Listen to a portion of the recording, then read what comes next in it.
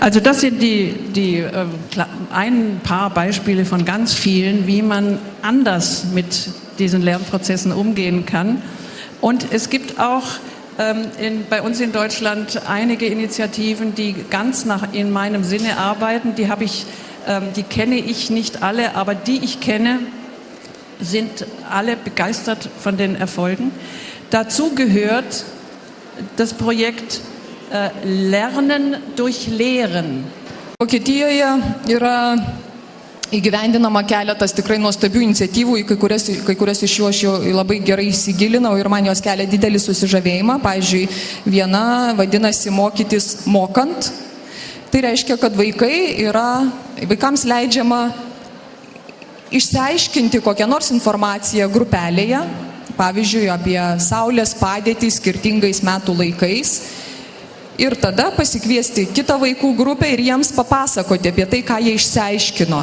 Tuomet vyksta labai aktyvus komunikavimas, tarpusavio bendravimas ir aiškinimasis, dalinimasis informacija. Tai yra labai aktyvus dialogo pagrindų vykstantis mokymasis. Kita tokio aktyvaus mokymosi ir tikrai labai veiksmingo mokymosi galimybė yra skaitimas rašant.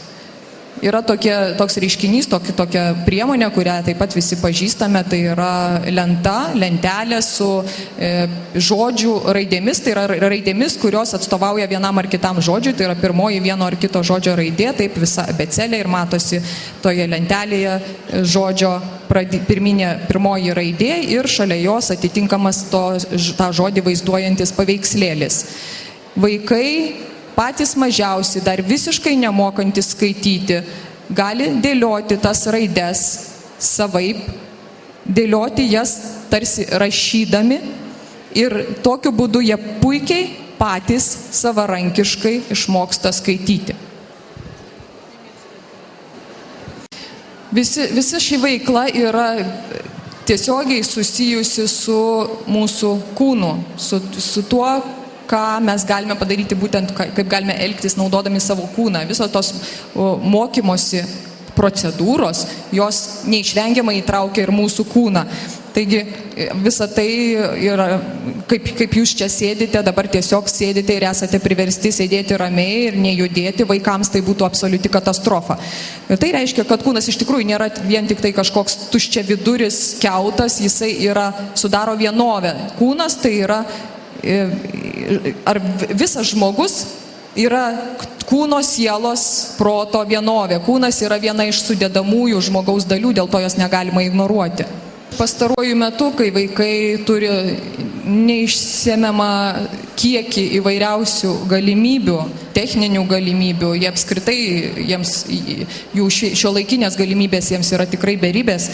Pastaruoju metu tuo pat metu stengiamasi jį kiek įmanoma labiau sutramdyti tame jo kūne, kiek įmanoma labiau apriboti, kad jisai būtų kiek įmanoma ramesnis, o taip elgtis yra absoliučiai negalima, visiškai netoleruotina. Fizinė veikla vaikų, bet kurio žmogaus fizinė veikla tiesiog aktyviai stimuliuoja smegenis, kas yra labai svarbu, jeigu norime kažko išmokti. Stiprina raumenis ir kaulus ir pagaliau atneša vaikams teigiamų emocijų, leidžia jiems tvirtai jausti šitam pasaulyje, nes jeigu mes negalėsime aktyviai naudoti savo kūno, mes negalėsime ir lankščiai reaguoti į besikeičiančius reiškinius šioje žemėje. Rankos ir pirštai perduoda svarbią informaciją apie daiktų savybės, nes mes galime pačiupinėti, o perskaitytų istorijų, pavyzdžiui, sceninis vaizdavimas atliekant tam tikrus vaidmenis, padeda vaikams geriau suvokti vieno ar kito veiksmo emocinį kontekstą. Mokantis vaikams reikia viso jų kūno ir nuolatinio judėjimo. Be šito nebus sėkmingo mokymosi, bet mes dėja dažnai tą užmirštame. Tokioje atmosferoje, kada vaikui yra leidžiama judėti, nevaržant, visi galės atsipalaiduoti, nebebus streso nei vaikui, nei suaugusiam. Jeigu vaikui bus leista judėti, jeigu jam bus galima pakilti nuo savo vietos, draugė su kitais spręsti užduoti, visą laiką šnipždant, kad netrukdytų kitiem ir laikantis tam tikrų taisyklių, tokiomis sąlygomis vaiko smegenys taip pat bus optimaliai tinkamiausiai pasiruošusios priimti ir sukaupti, užfiksuoti naują informaciją. Ir tokioje atmosferoje vaikai savo norų laikosi taisyklių, kadangi jie suvokia, kad tokie suteikiami laisvės momentai jiems yra nepaprastai naudingi. Tokioje teigiamoje emocinėje aplinkoje vaikai tiesiog klestėti, klesti stresas, spaudimas, atskirtis, barimai ar viešas kažkoks gėdinimas žlugdo viską, ko reikia tai teigiamai vaiko raidai. Jo pasitikėjimas savim, jo smalsumą, socialinę kompetenciją, norą veikti ir siekti pažinimo, ištvermę, valią, tai yra visus tuos komponentus, iš kurių susideda sėkmingas mokymasis. Galbūt kas nors turėtų klausimų, pastabų, kritikos, mes mielai priimsime. Tokio dalyko, ar yra Europoje ir pasaulyje valstybių, kur tai, apie ką jūs šnekate, yra įgyvendinta kaip sistema? Kurios šalys yra labiausiai pažengę link to, kad būtų galima šnekėti apie sisteminį šitų dalykų taikymą, o ne kažkokiose pavienėse mokyklose, kurios yra labai aukšto lygio?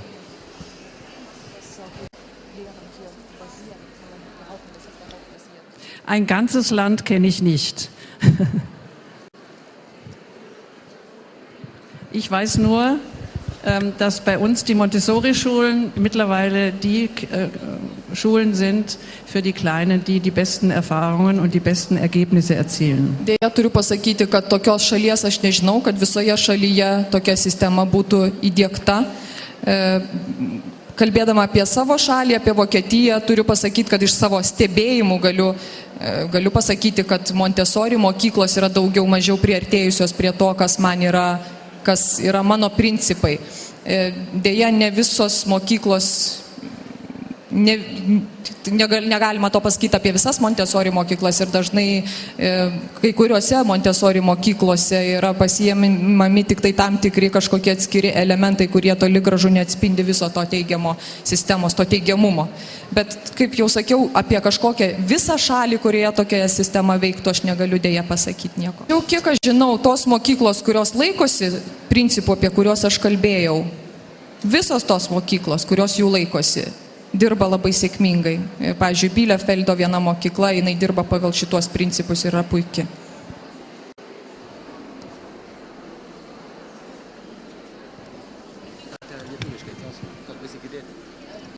Iki kokio amžiaus galima vaikams taikyti tokius metodus, buvo užduotas klausimas.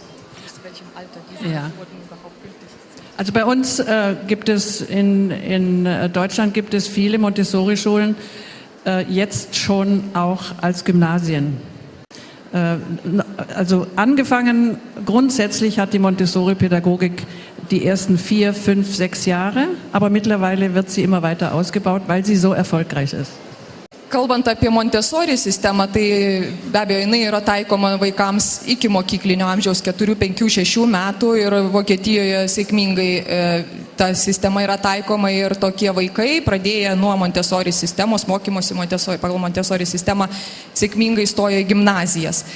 O kalbant apie mano išsakytus principus, tai pagal juos galima mokytis visą vaikystę. Toks aktyvus mokymasis yra įmanomas visą vaikystę iki pat gilios paauglystės, 14-15 metų, o nuo tada jau galima vaikus apkrauti teoriją.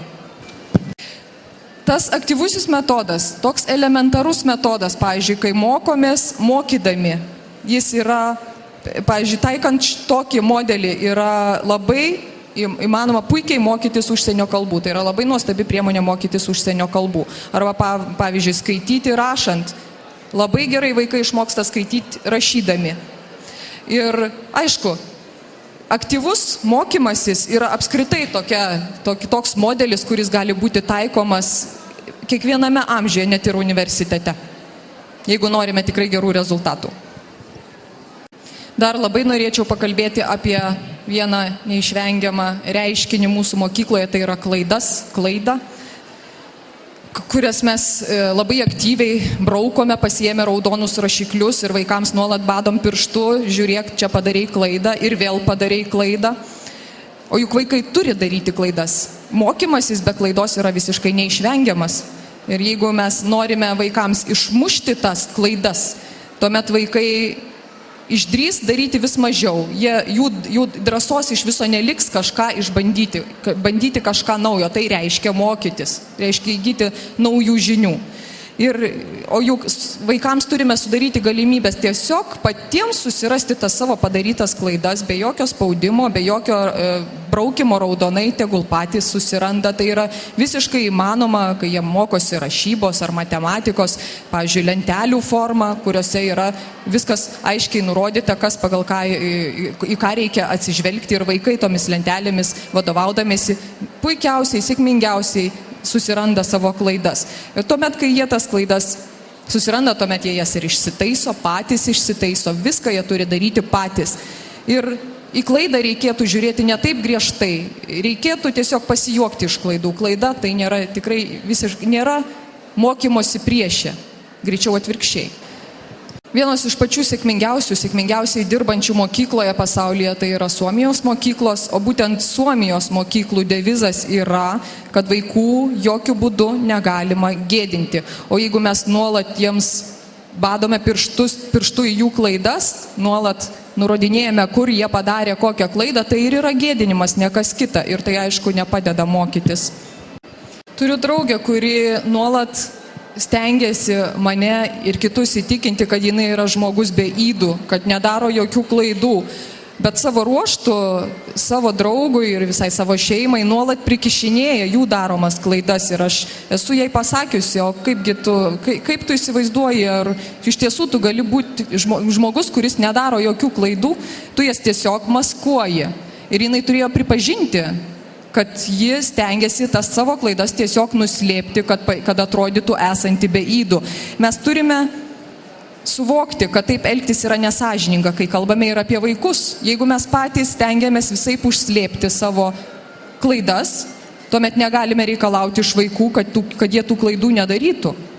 Vaikai be jokios abejonės turi jausti ir visišką emocinį saugumą. Jeigu jie jausis saugus emociškai, jeigu jie jausis atsipalaidavę, laisvi, niekieno nevaldomi, nekomanduojama jiems, nevadovaujama, tuomet jie bus atsipalaidavę ir jausis pakankamai saugus, kad drįstų tyrinėti pasaulį, nes žinos, kad jiems niekas nesuduos per rankas, dėl to, kad jie išdrįso kažką padaryti, kažką išbandyti. Tokiomis sąlygomis vyksta pats geriausias mokymasis. Galbūt turite klausimų?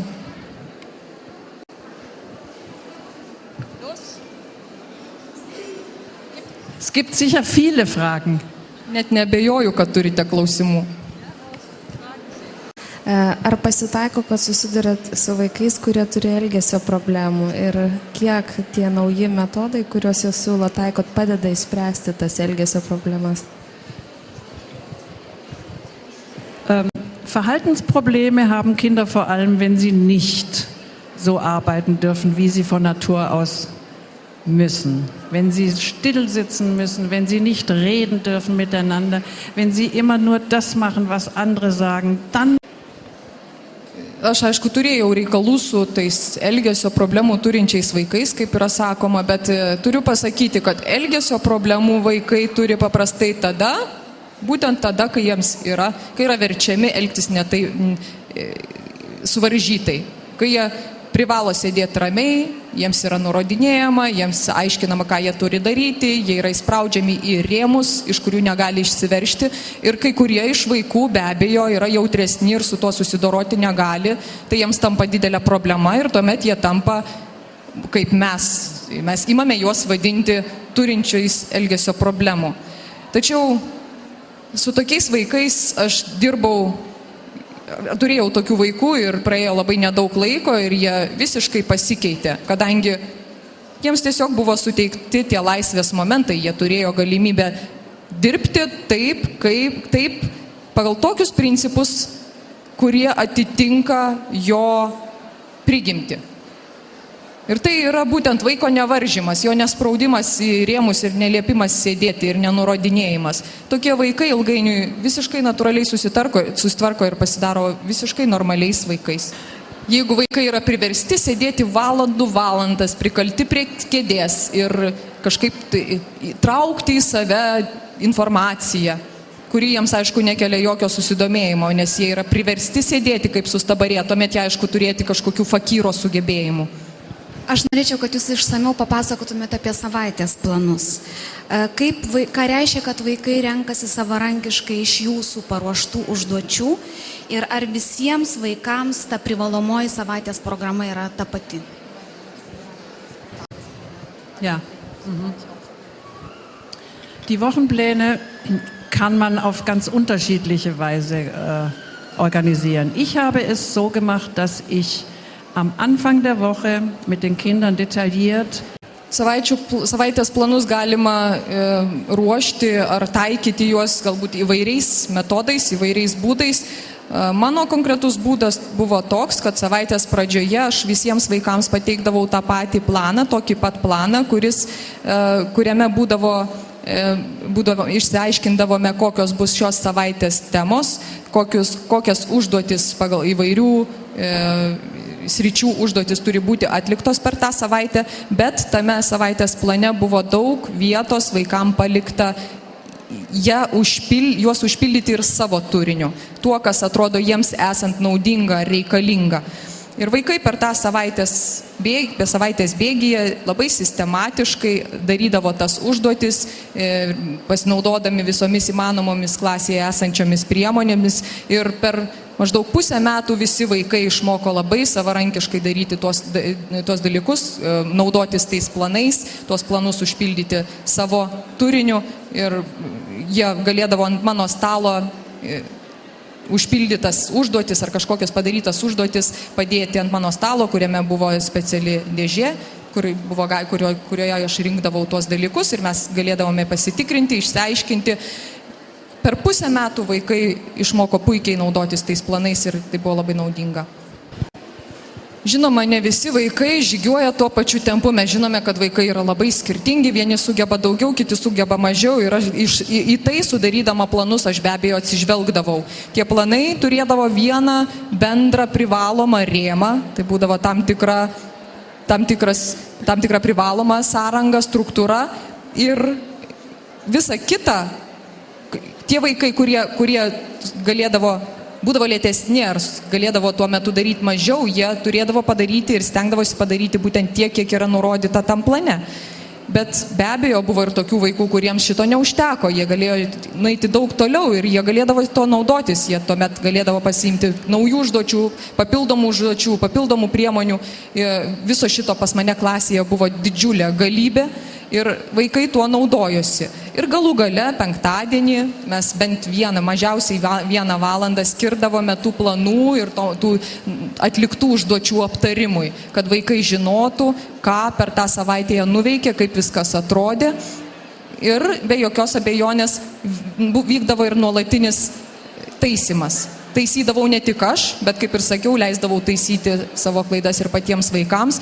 O kai aš tas klaidas taisydavau, tai vykdavo tikrai ne braukant raudonų rašiklių. Ich habe mal eine Frau getroffen, die hatte 8 Kinder und hat geschwärmt von ihren 8 Kindern. Und ich habe sie gefragt, ja, um Gottes Willen, war das nicht für sie ganz wahnsinnig anstrengend? Dann hat sie gesagt, das habe ich nie vergessen, das ist Jahrzehnte her, mit Kindern gibt es doch keine Probleme.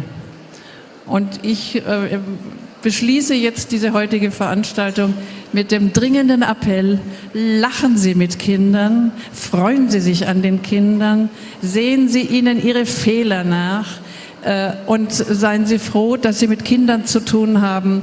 Sie sind das Beste, was wir haben. Prieš daugybę metų aš susipažinau su moterimi, kuri turėjo 8 vaikus ir nepaprastai jais džiaugiasi. Bet man vis tiek kilo klausimas, kaipgi tu susidoroji, juk turėtų būti taip sunku. O jinai sako, su vaikais? Juk vaikai tai su vaikais nėra problemų, negali būti problemų. Todėl baigdama šitą renginį norėčiau visus kreiptis, kad reikėtų į viską žiūrėti su didesniu jumoru, daugiau juoktis su vaikais, mėgautis tuo, ką jie atranda, džiaugtis kiekvienu jų atradimu ir niekada nebausti jų už daromas klaidas. Tuomet vaikai visomis įmanomomis priemonėmis, naudojantis visų tuo, ką jūs jiems suteikėte, taps pačiais geriausiais žmonėmis ir jie išmoks visko, ko reikia.